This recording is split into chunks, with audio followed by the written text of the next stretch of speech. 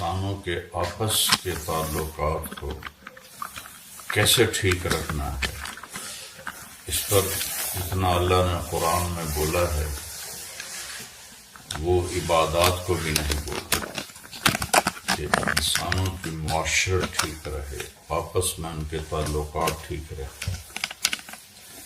تو سورۃ حجرات ہے، اس میں اللہ تعالیٰ فرماتے ہیں کہ یا ایھا الذین آمنوا لا یسخر قوم من قوم عسى ان یکونوا خیرا منهم ولا نساء من نساء عسى ان یکن خیرا منهن۔ یہ ایسی عجب آیت ہے تو پورے قرآن میں 89 دفعہ یا ایھا الذین آمنوا آیا ہے، یا ایھا الذین آمنوا 89 دفعہ آیا ہے، اور ہر دفعہ جب یا ایھا الذین آمنوا آتا ہے تو پھر عورتوں مردوں کو اکٹھا اللہ بات کرتا ہے، الگ الگ کر کے بات نہیں کرتا ہے۔ یا ایھا الذین آمنوا اذا قمتم الی الصلاۃ، اے ایمان والو جب تم نماز کے لیے کھڑے ہو، تو اس میں عورتیں مرد سب شامل ہیں۔ یہ جو میں نے ابھی آیت پڑھی ہے، اس میں اللہ نے یا ایھا الذین آمنوا کے بعد مردوں سے الگ بات کی ہے، عورتوں سے الگ بات کی ہے۔ یہ صرف قرآن میں ایک جگہ ہے اور کہیں بھی نہیں ہے۔ یا ایھا الذین آمنوا توبوا الی اللہ توبۃ نصوحا، اے ایمان والو توبہ کرو، تو عورتیں مرد سب شامل ہیں۔ تو یہاں صرف اس ایک جگہ پر اللہ تعالیٰ یا ایھا الذین آمنوا لا یسخر قوم من قوم، پھر آگے ولا نساء من نساء، اے ایمان والو کوئی تم میں دوسرے کو ایسا بول نہ بولے جس سے وہ اب ہرٹ ہو اور وہ سمجھے کہ میری بےزتی ہوئی ہے۔ اور پھر کہا وَلَا نِسَاءٌ مِّن نِّسَاءٍ، نہ کوئی عورت کسی عورت سے ایسی بات کرے جس سے وہ محسوس کرے کہ میرے ساتھ اچھا نہیں ہوا اور مجھے بے عزت کیا گیا ہے۔ عربی میں ایک لفظ ہوتا ہے مزاح، وہ اردو میں بھی استعمال ہوتا ہے، مذاق کرنا۔ وہ ساری حدیث کی کتابوں میں ہمارے نبی کے مزاح کی حدیثیں موجود ہیں۔ ایک ہے مزاح، ایک ہے سخرہ، تو یہاں ہے یہ لا یسخر۔ یسخر اس مذاق کو کہتے ہیں جس میں اگلا اپنی بےزتی فیل کرے، اور وہ کہ میں تو ہاسا کر رہا تھا، میں تو ایسے ہی جوک کر رہا تھا، لیکن جو دوسرا ہے وہ ہرٹ ہو گیا ہے۔ اللہ نے اس سے روکا ہے، لا یسخر قوم من قوم، کوئی مرد کسی مرد کے ساتھ ایسی بات نہ کرے کہ وہ سمجھے کہ میری بےزتی کی، اور بولنے والا کہا میں تو مزاق کر رہا تھا۔ پھر اسپیشل عورتوں سے کہا وَلَا نِسَاءٌ مِّن نِّسَاءٍ، کوئی عورت کسی عورت کے ساتھ ایسی بات نہ کرے کہ بولنے والی کہے کہ میں مذاق کر رہی تھی اور وہ کہے تو نے مجھے بے عزت کر دیا ہے، مجھے ہرٹ کر دیا ہے، کہ اس سے دل دور ہو جاتے ہیں۔ اتنی احتیاط کی، پھر آگے وجہ بتائی جس سے تم اس طرح اس کو ڈیگریڈ کر رہے ہو مذاق کی شکل میں، ہو سکتا ہے تم سے بہت بہتر ہو، عسیٰ ان یکونوا خیرا منہم، ہو سکتا ہے وہ تم سے بہت اعلیٰ ہو، تو اس سے اللہ تم پہ ناراض ہو جائے گا۔ وَلَا نِسَاءٌ مِّن نِّسَاءٍ، کوئی عورت کسی عورت کے ساتھ اس لہجے میں بات نہ کرے کہ وہ کہہ بھی نہ سکے اور دل میں وہ محسوس کرے کہ میری بےزتی کی ہے، مجھے ہرٹ کیا ہے. پھر اللہ نے کہا ہو سکتا ہے یہ عورت تم سے زیادہ بہتر ہو جس کا تم مذاق اڑا رہی ہو. اللہ اکبر. اتنی باریکی کے ساتھ اللہ نے اس کو بیان کیا ہے. ہم عربی سمجھتے تو اس بول میں جو طاقت ہے اس کا ہمیں اندازہ ہوتا ہے. پھر اللہ آگے چلتا ہے وَلَا تَنَابَزُوا بِالْأَلْقَابِ لَا تَلْمِزُوا أَنفُسَكُمْ. ایک دوسرے کو تانا نہ دو، ٹانٹنگ نہ کرو. لا تلمزوا انفسکم. اور کہا کیا ہے؟ اپنے آپ کو تانا نہ دو. اگر تم اعظم کو تانا دے رہے ہو تو یہ تم اپنے آپ کو دے رہے ہو کہ تمہاری عزت اس کے دل سے نکل جائے گی تو نقصان لوٹ کے تمہاری طرف آئے گا. تو لا تلمزوا انفسکم کہ میں بات تو بابر کے ساتھ ٹانٹنگ کر رہا ہوں اور اللہ کہہ رہا نہیں تو اپنے ساتھ کر رہا ہے کہ یہ لارڈ کی ذلت تیری طرف آئے گی، تیری قدر اگلے کے دل سے نکل جائے گی. کس خوبصورت انداز میں اللہ نے یہ بات سمجھائی ہے. میں تو جی ویسے مذاق کر رہا تھا، نہیں، میرے اللہ نے کہا یہ بھی نہیں کرنا. لا تلمزوا انفسکم، اپنے آپ کو ٹانٹنگ مت کرو. کوئی اپنے آپ کو کرتا ہے تو دوسرے کو کرتا ہے، لیکن اللہ کہہ رہا ہے جو تو دوسرے کو کر رہا تو اپنے آپ کو کر رہا ہے. پھر اس کو مزید آگے کہا وَلَا تَنَابَزُوا بِالْأَلْقَابِ، کسی کو ایسے نام سے نہ پکارو جس سے وہ برا محسوس کرے. اللہ اتنی باریکی میں اللہ جا کے بات کرے. کسی کو اس طرح مت پکارو کہ وہ برا محسوس کرے. ہمارے پنجاب میں نا الٹے ناموں سے لوگوں کو پکارتے ہیں. تو ایک پورا معاشرت ہے. تو مثلا غلام محمد نام ہے تو گامو کہیں گے، خادم نام ہے تو کھادو کہیں گے، اکرم نام ہے تو اکری کہیں گے. صرف ایک میرے نانا تھے رحمت اللہ علیہ جو پورا نام پکارتے اوے غلام محمد. اس کے علاوہ میں نے نہیں کسی کو دیا. اور وہ تو سید خاندان سے تھے، میرے باپ کا مقدر راجپوت ہو کر سیدوں میں شادی ہو گئی، تو ان میں وہ اخلاق تھے، کبھی کسی کو آدھے نام سے نہیں پکارتے تھے. تو اللہ نے کہا کہ کسی کو ایسے نام سے نہ پکارو. لا تنابزوا بالالقاب، کہ جس سے وہ کہے کہ میرے ساتھ اچھا نہیں ہو. کس قدر باریک بات. پھر کہا بئس الاسم الفسوق بعد الایمان، بہت بڑا گناہ ہے ایمان کے بعد اگر تم کسی کو اس طرح بے عزت کر کے پکارو. اللہ اللہ.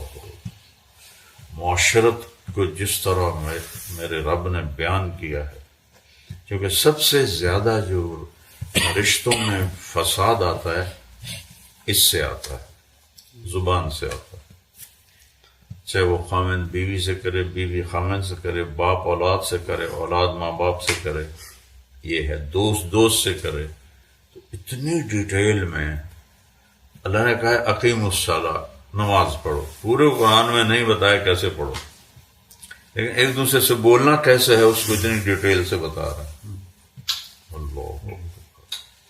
حج کرو، اور چند باتیں حج کی بتائیں ہیں، پورا حج نہیں بتایا. پھر اس کے بعد کہا یا ایھا الذین آمنوا اجتنبوا کثیرا من الظن ان بعض الظن اثم، کہ اے ایمان والو تھوڑی سی بدگمانی سے بھی بچنا، تھوڑی سی بھی بدگمانی سے بھی بچنا کہ یہ بہت بڑا گناہ ہے. بدگمانی سے دل دور ہو جاتا ہے. پیچھے ایک شکل بتائی جس سے دل دور ہوتے ہیں کہ آپ کسی کو نیچا کر دیں اپنے بول سے، اس کو مذاق کی بجائے آپ مذاق سمجھ رہے ہوں، اگلا بےزتی سمجھ رہا ہو، یہ عام ہے پوری دنیا میں۔ پھر اس کے بعد اگلی بات بتائی اندر کی، یہ تو باہر اگر تم دلوں کو برباد کر رہے ہو تو یہ زبان ہے۔ پھر ایک اور عمل ہے جو تمہاری زندگی کو توڑ دے گا، وہ ہے بدگمانی۔ ان بعد الظن اثم، تھوڑا سا بدگمان ہونا بھی بہت بڑا گناہ ہے۔ اللہ کے نبی رات کو اعتکاف میں تھے تو حضرت صفیہ ان کو ملنے آئیں، آپ کی بیگم، تو آپ ان کو چھوڑنے مسجد کے دروازے تک آئے۔ تو اس وقت جیسے لائٹیں تو تھی نہیں، اندھیرا تھا، تو ایک صحابی گزرے، تو آپ نے کہا میرے بھائی یہ میری بیگم ہے صفیہ۔ تو یا رسول اللہ یہ آپ کیا کہہ رہے ہیں؟ بھلا اس طرح انہوں نے ہاتھ جوڑ دیے، بھلا ہم آپ کے بارے میں کبھی سوچ سکتے ہیں؟ کہ نہیں بھائی، شیطان انسان کے اندر خون کی طرح چلتا ہے۔ تو اتنی بڑی ذات، ان کو کبھی دوبارہ زندہ ہو کے بھی یہ خیال نہیں آ سکتا تھا، اور آپ نے کہا بھائی یہ میری بیگم ہے صفیہ، یہ ہمیں سکھانے کے لیے تھا کہ بدگمانی سے بچو۔ اس نے یہ کیا نا، اس لیے کیا ہوگا، وہ خود ہی ایک امیج بنا لیتے ہیں، اگر وہ امیج نیگیٹو ہے تو اللہ کہتا ہے اس کو نکال دو تاکہ تمہارا دل صاف رہے۔ ایک چیز تمہیں توڑے گی یہ زبان، اور دوسری چیز تمہیں توڑے گی یہ دل کا خیال، کہ اس کے بارے میں خواہ مخواہ غلط فہمی پیدا کر لینا۔ تو اللہ نے کہا ان بعد الظن اثم، تھوڑی سی بدگمانی بھی بڑا گناہ ہے۔ کس لیے بڑا گناہ ہے؟ کہ یہ بدگمانی پھر نفرت میں بدل جائے گی۔ اگر آپ اس کو نکالیں گے نہیں تو پھر اس کو جگہ دے دیں گے تو یہی بدگمانی نفرت میں تبدیل ہو جائے گی اور آپ اس سے دور ہوتے چلے جائیں گے۔ اس کے بعد فرمایا وَلَا تَجَسَّسُوا، کسی کے پیچھے مت لگو کیا کر رہا ہے، آنکھیں بند کر کے نکل جاؤ۔ حضرت عمر امیر المومنین اور عبد الرحمن بن عوف کے ساتھ رات کو مدینے کا راؤنڈ لگا رہے تھے، تو ربیعہ بن امیہ کے گھر سے شور شرابہ تھا، شراب کی محفل لگی ہوئی تھی۔ حضرت عمر کا زمانہ ہو اور لوگ وہاں شراب پی رہے تھے، تو اب حضرت عمر کہنے لگے، عبد الرحمن دیکھا یہ کیا کر رہے ہیں؟ انہوں نے ارادہ کیا کہ میں اندر جاؤں، اور ان ہاتھ میں ہوتا ایک ڈنڈا جس سے سب کی نقد دھلائی کرتے تھے۔ تو عبد الرحمن بن عوف فرمانے لگے عمر میرے خیال میں ہم نے بدگمانی کی ہے، ہم نے تجسس کیا ہے۔ اللہ کہتا ہے لا تجسسوا، چلو میرے ساتھ۔ وہ لے کے چلے گئے، اللہ لا تجسسوا، کون کیا کر رہا ہے یہ تمہاری جواب نہیں ہے، نہ یہ تم سے پوچھا جائے گا۔ اور عیب سے کون خالی ہے؟ دنیا میں کوئی ایک انسان دکھائیں جس میں کمی نہ ہو سوائے انبیاء کے، اور انبیاء کو بھی اللہ پاک معصوم بناتا ہے تو تب وہ ہر عیب سے پاک ہوتا ہے۔ تو آپ دنیا میں کسی کو بھی 100 نمبر والا نہیں دیکھ سکتے۔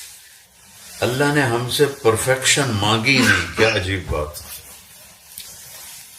ہم پرفیکشن ڈھونڈ رہے ہوتے ہیں۔ فمن ثقلت موازینہ، اگر تمہاری نیکیاں زیادہ ہو گئیں، کس سے؟ تمہارے گناہوں سے۔ یہ نہیں کہا کہ تمہاری لیفٹ سائیڈ میں کوئی گناہ نہیں ہونا چاہیے، 100/100 چاہیے۔ رب حساب لینے والا ہے، وہ کہتا ہے اگر بڑھ گئیں تو بس ہم آپ کو معاف کر دیں۔ تو لہذا تجسس دیکھنا کیا کر رہا ہے کیا کر رہا ہے، یہ میرے اللہ نے سختی سے منع کیا. کیونکہ جب آپ کسی کی برائی دیکھیں گے نا ارادے کے ساتھ، آپ کے دل میں اس کی کمی آ جائے. جب کمی آئے گی تو آپ اللہ کی نظروں سے گر جائیں گے. کیونکہ میں اچھا یا برا ہوں، اس کا حساب میں نے بابر کو تو نہیں دینا، تو میں نے اللہ کو دینا ہے. تو اللہ نے ہمیں کہا لا تجسسوا، کسی کے پیچھے مت لگو کیا کر رہا ہے. تمہارا دل صاف رہے گا، اس سے بھی صاف. اور کیا پتا وہ کل کو توبہ کر کے ہر شے معاف کروا لے. میرا ایک شاگرد ہے کراچی میں، تو اس کے محلے میں ایک عورت یہ لڑکیاں سپلائی کرتی تھی، کئی سالوں سے یہ اس کا کام تھا. تو اس کے بیٹے کو وہ میرے شاگرد نے میرا بیان کیا نا، ایک وہ سی ڈی دے دی کہ یہ سن لینا. اس نے گھر میں لگائی اور سننے بیٹھ گیا. اس کی ماں ادھر ادھر گزرتے ہوئے اس کے کانوں میں کچھ الفاظ پڑے، تو وہ کہنے لگی یہ کون بول رہا ہے؟ اس نے کہا مجھے بھی نہیں پتا، مجھے تو یہ امام مسجد نے دی ہے. تو وہ بھی بیٹھ گئی سننے. تو سننے کے بعد وہ کہنے لگی وہ امام مسجد کدھر ہے؟ کہا یہ ہماری مسجد ہے. کہا چل میرے ساتھ. ان کے ساتھ گئی. تو جب وہ باہر نکلے تو کہنے لگی یہ سی ڈی آپ نے دی ہے؟ میں نے کہا جی میں نے دی ہے. یہ کون ہے؟ کئی میرے استاد ہیں، ان کا نام کیا ہے؟ مولانا طارق جمیل. کہ انہوں نے اس میں کہا ہے کہ زمین سے آسمان تک گناہ ہوں تو اللہ کہتا ہے توبہ کرو تو معاف کر دوں گا. تو کیا یہ صحیح بات ہے؟ اور بیچارہ پتہ ہی کوئی نہیں ایمان والوں کو کہ اللہ کتنا کریم ہے. انہوں نے کہا جی ماں جی بالکل صحیح بات ہے. اچھا تو تمہیں تو پتہ میں کیا کرتی ہوں، کیا میری توبہ قبول ہے؟ بالکل قبول. انہوں نے کہا پھر میں توبہ کرتا ہوں. اور رمضان کا مہینہ تھا، یہ پہلے یا دوسرا روزہ تھا. تو اس نے نا اس سے اگلی رات تراویح میں جو عورتوں کا بنا تھی جگہ، اس میں آ کے عورتوں کے ساتھ تراویح میں شامل ہو گئی. اور جب وہاں تراویح کے بعد دعا مانگتے ہیں پھر وطر پڑھتے ہیں. تو وہ جب تراویح کے بعد مول صاحب دعا مانگتے تو وہ کہتی یا اللہ اگر میری توبہ قبول ہے تو مجھے اٹھا لے. یہ روزانہ وہ دعا کرتی تھی. اور 29ویں روزے سجدے کی حالت میں وہ بی بی مر گئی. ساری زندگی کام کتنا غلیظ کام کیا جس کو میں زبان پر بھی لاتے ہوئے مجھے شرم آ رہی. اور اس کا کرم اتنا زبردست ہے کہ ساری زندگی یہ کام کرتے ہوئے 28 دن کی توبہ پر اللہ نے سجدے کی حالت میں اٹھا لی. تو اس لیے اللہ کہتا ہے لا تجسس، کسی کی برائیاں نہ ڈھونڈو، آنکھیں بند کر لو. پھر اس سے اگلا سٹیپ ہوتا ہے. اگر ہم کسی کے کمیاں دیکھیں گے نا پھر اگلا سٹیپ ہے اس پر باتیں کریں گے. اور یہ دیکھیں جو مولانا طارق جمیل بنا پھرتا کام تو یہ کرتا ہے. اوپر اگلا سٹیپ ہے ولا یغتب بعضکم بعضا، ایک دوسرے کی غیبت نہ کرنا. کہ میرے نبی نے فرمایا کہ غیبت کا گناہ زنا سے زیادہ ہے. الغیبت اشد من الزنا، یہ میرے نبی نے فرمایا کہ غیبت زنا سے زیادہ بڑا جرم ہے. غیبت پورے گھر کو توڑ دیتی ہے، پورے معاشرے کو توڑ دیتی ہے. لا یغتب بعضکم بعضا، ایک دوسرے کی غیبت نہ کرنا، نہ سننا نہ بولنا.